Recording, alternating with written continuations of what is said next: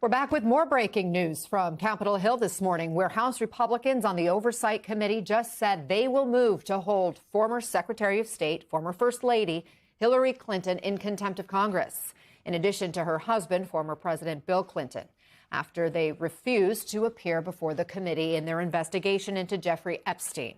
Let's bring in MS Now congressional reporter Michael Schnell and Lisa Rubin still with us. Michael, this just happened moments ago. When do we expect any kind of contempt vote to happen? And how would this play out should the House push it forward?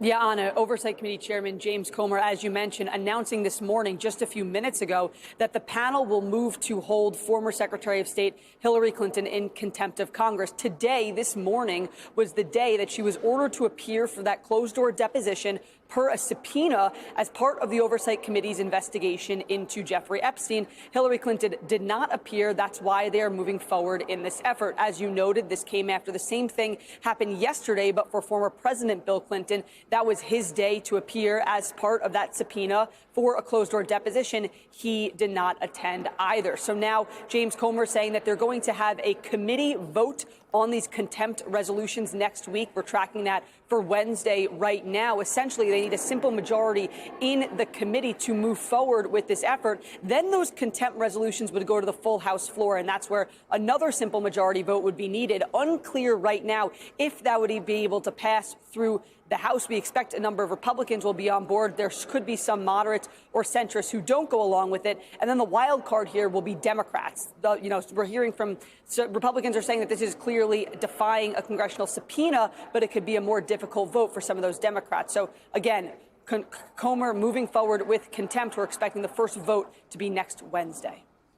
I'm looking at this lengthy statement that we got from the Clintons in response to this move by James Comer, Republican chair of the Oversight Committee. And they say, in part, the facts speak for themselves. You subpoenaed 8 people in addition to us. You dismissed 7 of those 8 without any of them saying a single word to you. You made no attempt to force them to appear. In fact, since you started your investigation last year, you have interviewed a total of 2 people, too. So they're pointing out the hypocrisy. In another part of this statement, they say every person has to decide when they have seen or had enough and are ready to fight for this country, its principles and its people, no matter the consequences.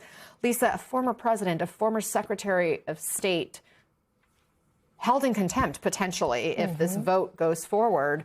How unprecedented is this? Absolutely unprecedented. Let's start from the fact that until just a short while ago, the idea that we would prosecute a president, even though we all thought that it was something that could be done, right? And the Supreme Court disagreed with many of us. Just the idea that politically that a prosecution of a president would be tenable was anathema to how we understood our political culture.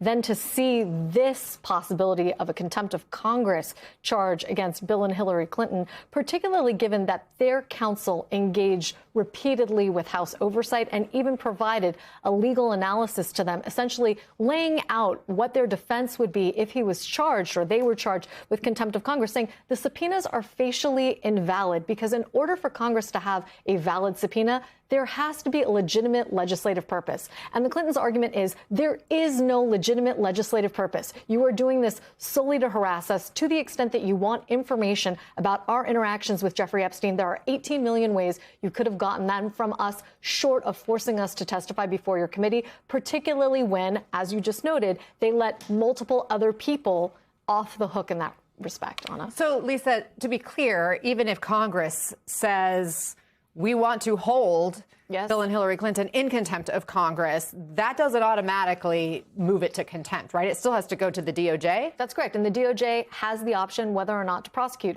Certainly, we've seen instances, the January 6th committee is one of them, where the House makes referrals and the DOJ doesn't take all of them up. All right. We'll be watching. Lisa Rubin and Michael Schnell. Ladies, thank you.